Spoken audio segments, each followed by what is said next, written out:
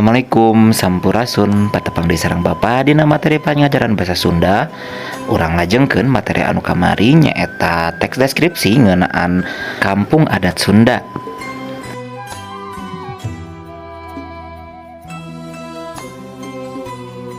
Rupa-rupa suhunan di Tatar Sunda. Di masyarakat Sunda baheula tos teu birek deui di Tatar Sunda aya sababaraha rupa wangunan imah. Biasana mah mangrupa imah panggung anu pasek atawa sukuna dijieun tina batu pasagi atawa balok anu disebut oge batu tatapakan. Kanggo tihangna ngagai balok, bagian handap atawa amparan ngagunakeun papan kai atawa palupuh tina haur atawa awi, bagian sisi atawa pidingna nganggo bilik atanapi papan kai.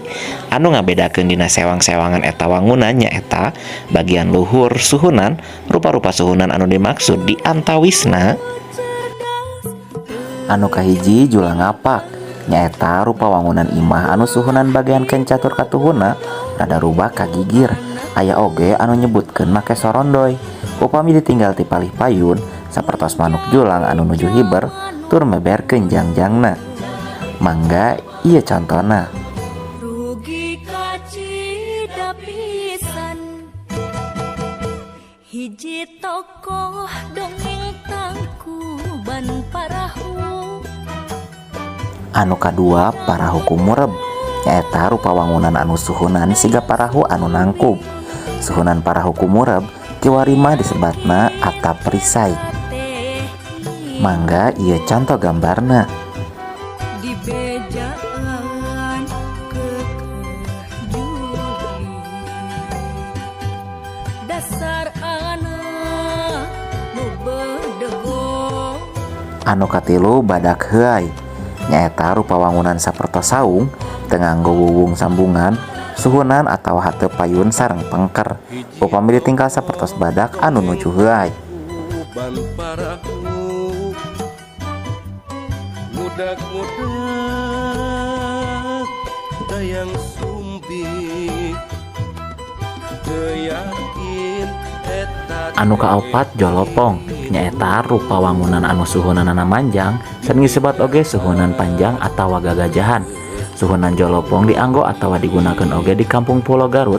Suhunan jolopong kiwari mah disebatna atap pelana.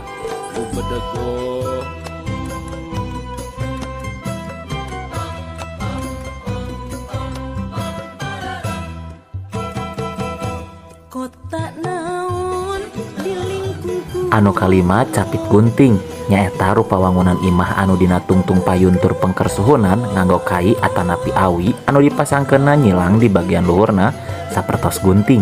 Suhunan capit gunting sami sareng atap pelana mung ditambihanna rangken lispang anu nyogok ka luhur tur nyilang.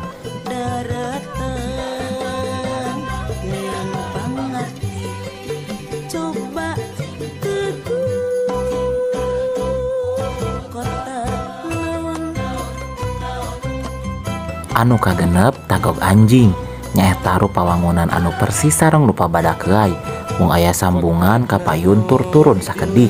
Janten wangunanna ngeluk siga anjing cingogo atawa nagog.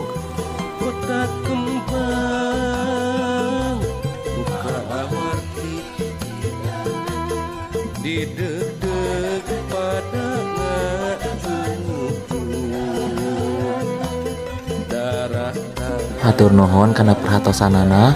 Wassalamualaikum warahmatullahi wabarakatuh. Sampurasun.